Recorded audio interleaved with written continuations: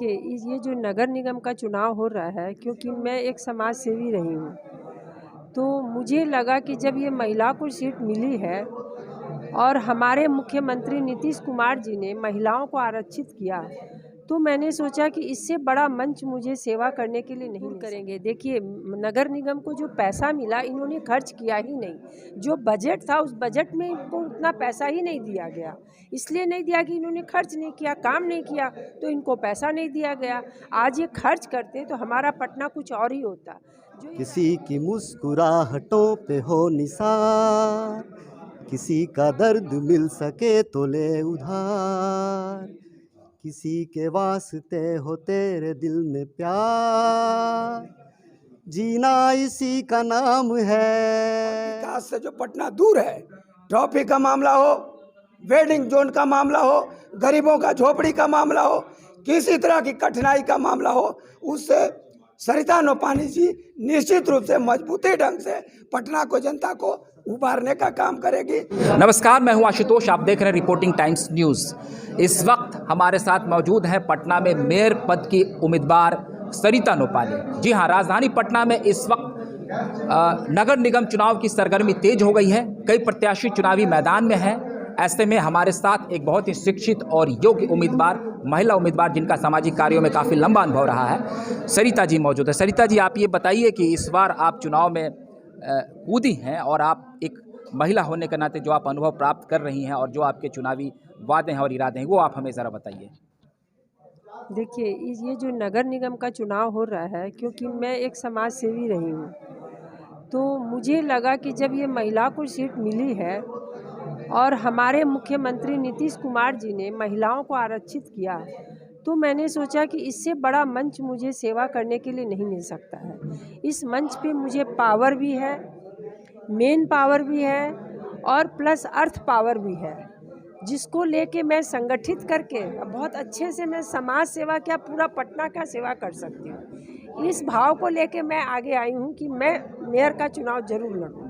जिस प्रकार से राजधानी पटना में वेंडिंग जोन नहीं बन पाया है और नालों की उचित सफाई को लेकर हम लोगों ने देखा है कि पैसे का बंदर बाट भी हुआ है और भूगर्भ नाले नहीं बन पाए हैं और उनका नक्शा भी नहीं है, तो पटना में कई जगहों पे गंदगी भी रही और जिस तरीके से जो सर्वेक्षण रिपोर्ट आया, स्वच्छता सर्वेक्षण, उसमें भी फिसड्डी रहा था। आपको क्या लगता है कि पूर्व में काम अच्छे तरीके से नहीं हो पाया है, तो अब आप लोग उन व्यवस्थाओं को दूर कर देंगे?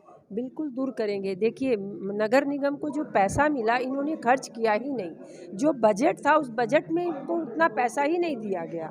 इसलिए नहीं दिया कि इन्होंने खर्च नहीं किया, काम नहीं किया, तो इनको पैसा नहीं दिया गया। आज ये खर्च करते तो हमारा पटना कुछ और ही होता। जो ये राजेंद्र नगर में घटना हुई, ये क्या 3 दिन बाद पानी साफ हो गया, 3 दिन पहले नहीं हुआ? क्या इसका मतलब बारिश के मौसम में पहले से हम लोग उसकी तैयारी नहीं कर रखे थे? उसमें कितना आया, ये सम्प हाउस बंद है, वो सम्प हाउस बेकार है। क्यों? हर जगह नगर पालिका बारिश में हर चीज़ में पहले से व्यवस्था करके रखती है, हमारे यहाँ क्यों नहीं हुआ? तो ये पैसों का बंदर बाट तो दिख ही रहा था ये। और आप लोगों के बीच जब जा रही हैं तो लोग आपसे क्या कह रहे हैं? आप थोड़ा अपने अनुभवों को बताएं, जो अलग अलग वार्डों में आपने जो भ्रमण किया। देखिए, मैं कहीं भी जाती हूँ तो हर लोग अपने आप मेरे साथ जुड़ जाते हैं। अरे आप क्यों तकलीफ़ कर रही हैं? हम लोग तो आप ही लोग के लिए तैयारी कर रहे हैं, हम तो देंगे ही देंगे, हम कई लोगों को जोड़ रहे हैं। प्लीज़ आप मत आइए, क्यों इतना परेशान होती है, और जगह जाइए। काफ़ी लोग हम लोग को ये बोलते हैं, तो और मनोबल बढ़ा हुआ है। तो आप अपने जीत को लेकर के अभी से आश्वस्त हैं? बिल्कुल आश्वस्त है, हम 100% आश्वस्त हैं। बाकी देखिए, 30 को पता चल ही जाएगा जनता किसको आशीर्वाद देगी। अच्छा, एक बात आप मुझे बता दीजिए, बहुत ही मुझे मेरे मन में हमेशा ये बात उठती है कि जिस तरीके से नगर निगम के जो पार्षद हैं और जो मेयर हैं, वो कहते हैं कि हमें पैसे नहीं दिया जाता, हमारे लिए कोई सैलरी नहीं है। हाँ, और पार्षदों की भी जो भत्ता को लेकर भी वो हमेशा जब नगर निगम की बैठक होती है, तो आप क्या अभी से पार्षदों के लिए भी ये संदेश देना चाहेंगी कि अगर आप मेयर बन जाती हैं तो उस दिशा में भी कुछ काम होगा? देखिए, सैलरी तो हर कोई को चाहिए। बिना सैलरी आपका घर नहीं चलेगा, आपके बच्चे नहीं पढ़ सकते, आपका पेट नहीं भर सकता है। तो सैलरी तो हर कोई की निश्चित है, तो वो तो देना ही चाहिए और उस पे तो बिल्कुल काम होना चाहिए। यदि सैलरी उनको नहीं मिलती है तो ये बहुत ही गलत है। नहीं मिलती है, बहुत कम मिलती है। तो उनको बढ़ाया जाएगा। समय के हिसाब से हर चीज़ में महंगाई बढ़ रही है, तो सैलरी क्यों नहीं बढ़ेगी? चलिए, अब एक सवाल और आपसे मैं कर लेता हूँ। क्या पार्टी लेवल पर भी इस चुनाव में आप कोई गतिविधि देख रही हैं? कई सारे जो उम्मीदवार खड़े हैं उनको जो पॉलिटिकल पार्टियां हैं वो भी मदद कर रही हैं। आप लोगों के लिए भी इस तरह से कोई देखिए, ये जो पार्टी चुनाव तो है नहीं, इसको कोई पॉलिटिशियंस को इसके मतलब नहीं है। ये तो जनता के बीच चुनाव है। ये नगर निगम का चुनाव जितना भी होता है, इसमें कोई भी पार्टी का हस्तक्षेप नहीं होता है। इसलिए मुझे तो नहीं लगता है कि हमें कोई पार्टी का सहयोग है कि नहीं है। हाँ, ये ज़रूर है कि मिस्टर कमल लोपानी जदयू से जुड़े हुए हैं, तो लोग कवायद लगाते हैं। तो अरे ठीक है, वो पार्टी का नहीं है, उनके जो लोग हैं, तो जैसे ये है वैसे वो भी हैं। चलिए, हम उम्मीद करते हैं कि आपको हर तरह के लोगों का समर्थन मिले।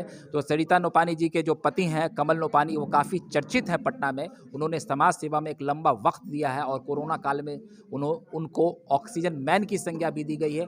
उन्होंने हमेशा गरीबों के लिए प्रयास किया है, चाहे उनके उचित शिक्षा की बात हो, चाहे उनके लिए जो उनके हक और अधिकार की बात हो। अभी हमारे साथ घनश्याम अग्रवाल जी भी मौजूद हैं, जो कि सरिता नोपानी के समर्थक हैं और उनके साथ जुड़े हुए हैं लंबे समय से और इस चुनाव की पूरी गतिविधि को देख रहे हैं। घनश्याम जी, आप बताइए कि जो लोगों के बीच में कितना उत्साह है इस चुनाव को लेकर के और सरिता जी के प्रति लोग कितना प्यार दिखा रहे हैं? सरिता जी के प्रति जो प्यार मैं देख रहा हूँ वो बिल्कुल अद्भुत है।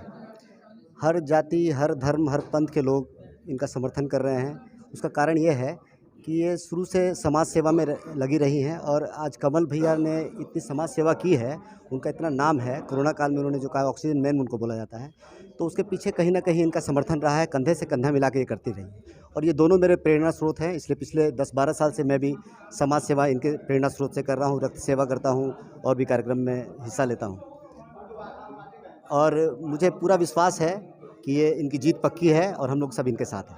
बस एक सवाल, इसका जवाब आप दे दीजिए, जनता जानना चाहेंगे आपके चुनावी जो वादे हैं या जो इरादे हैं, क्या क्या आप करेंगे जनता से? जो चुनाव में वो एक वादे होते हैं ना, जनता जिन पर वोटिंग करती है। सबसे बड़ा वादा तो यही है, खुद अभी सरिता जी ने बताया कि सिंगल विंडो सिस्टम लागू है। लोग परेशान हो जाते हैं, कहाँ जाएं, क्या करें, लोगों से पूछते रहते हैं। सिंगल विंडो में है, उनको एक विंडो पे सारी समस्याओं का समाधान होगा। ये बहुत बड़ा कदम है और भी बहुत फेहरिस्त है जो कि सरिता जी ने आपको बताई है। मैं यही कहना चाहूँगा कि जो पीड़ा, एक सामाजिक पीड़ा, जो पीड़ित मानवता के लिए जो उन्होंने काम किया है, उसके लिए मैं 2-4 लाइनें आपको बताना चाहता हूँ। किसी की मुस्कुराहटों पे हो निसार, किसी का दर्द मिल सके तो ले उधार, किसी के वास्ते हो तेरे दिल में प्यार, जीना इसी का नाम है। हम उम्मीद करते हैं कि आप लोग जीत कर आएँ और जनता की सेवा करें। धन्यवाद। अब आप बताएं, यहाँ पर हमारे साथ राजेंद्र यादव भी मौजूद हैं। आप बताइए कि आप इस चुनाव में कितने जोश व खरोश से आप लोग लगे हुए हैं? क्या जनता के बीच में क्या क्या मौजूद समस्याएं हैं जिनको आप देख रहे हैं? देखिए, सबसे पहले मैं आपको ये बात बताता हूँ कि बिहार सरकार ने जो इतनी अच्छी पहल किया, बिहार सरकार आदरणीय मुख्यमंत्री नीतीश कुमार ने जो पहल किया, ये बहुत ही माने उत्तम। ये उन्होंने डायरेक्ट जनता के हाथों में ये दे दिया कि मेयर जो हो, मेयर का पद बहुत ही महत्वपूर्ण होता है, इसलिए इस पद को जनता के हाथों में दे दे। और जनता की आबादी 17.5 लाख का करीब है। तो मैं आपको बता देता हूं कि सरिता नोपानी जी मेयर पद का प्रत्याशी निश्चित रूप से मजबूत प्रत्याशी साबित हो रही है और काफ़ी जनता के आशीर्वाद से हम लोग तो इनके पीछे खड़े हैं। लेकिन सरिता नोपानी जी को पटना की जनता अगर मेयर बनाता है और ये जीतती हैं, तो हम लोग इनसे अपेक्षा करते हैं कि पटना का जो बेसिक पॉइंट है, पीएमसीएच में गंदगी, राजेंद्र नगर का मुद्दा हो या विभिन्न प्रकार के विभीषिका का मामला हो, दलित बस्तियों में गंदगी का मामला हो, ये निश्चित रूप से मैं विश्वास आपको दिलाता हूँ कि सरिता नोपानी का जो एजुकेटेड और शिक्षा से जो रिलेशन रहा है, उसका लाभ पूरे पटना वासियों को मजबूती से मिलेगा और पटना का एक नया आयाम होगा। और विकास से जो पटना दूर है, ट्रैफिक का मामला हो, वेडिंग जोन का मामला हो, गरीबों का झोपड़ी का मामला हो, किसी तरह की कठिनाई का मामला हो, उससे सरिता नोपानी जी निश्चित रूप से मजबूती ढंग से पटना को, जनता को उभारने का काम करेगी और पटना को, विकास को मजबूती से गति देने का काम करेगी और विजय प्राप्त करेगी। तो हम उम्मीद करते हैं कि जिस प्रकार से सरिता नौपानी के समर्थकों में भी उत्साह है और सरिता जी ने बताया कि किस प्रकार से वो गरीबों की समस्याओं को दूर करेंगी, और अभी से ही उनको ऐसा लग रहा है कि लोगों का पूरा प्यार और उत्साह उनके साथ है। तो अगर आपको हमारा ये वीडियो अच्छा लगा हो तो कृपया कर आप हमारे इस वीडियो को लाइक, सब्सक्राइब और शेयर कर दें। और 28 दिसंबर को हम अपने यूट्यूब के चैनल के माध्यम से अपील करना चाहेंगे कि आप ज़्यादा से ज़्यादा संख्या में निकलकर लोकतंत्र का प्रयोग करें और वोटिंग करें। लोकतंत्र के अपने अधिकार का प्रयोग सभी को करना चाहिए। तो अगली बार हम फिर एक नए वीडियो के साथ आपके सामने हाजिर रहेंगे। तब तक के लिए आप हमें इजाज़त दीजिए। बहुत बहुत धन्यवाद।